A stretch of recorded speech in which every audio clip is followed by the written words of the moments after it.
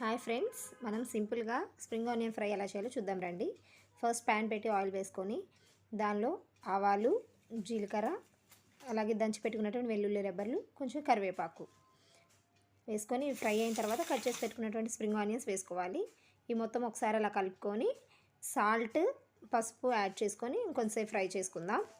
త్వరగానే ఫ్రై అయిపోతాయి, కాకపోతే కొంచెం స్మెల్ ఉంటుంది కదా, ఆ స్మెల్ పోవడానికి వెల్లుల్లి, కారం ఇవన్నీ యాడ్ చేస్తాం. ఇలా కొంచెం మగ్గిన తర్వాత దానిలో కారం కోసం శనగపప్పు, కారం, ధనియాల పొడి, జీలకర్ర పొడి, ఎండు కొబ్బరి ఇవన్నీ కలిపేసి ఒక పౌడర్ చేసి పెట్టుకుంటాం. అవి ఫ్రై అయిపోయాయి కదా, ఇప్పుడు మగ్గినాయి కదా, ఈ తర్వాత ఫైనల్గా మనం పౌడర్ యాడ్ చేసుకోవాలి. పౌడర్ యాడ్ చేసుకొని బాగా మొత్తం కలిసేటట్లు మిక్స్ చేసుకొని ఇంకో 2-3 మినిట్స్ అలా ఫ్రై చేసుకోవాలి.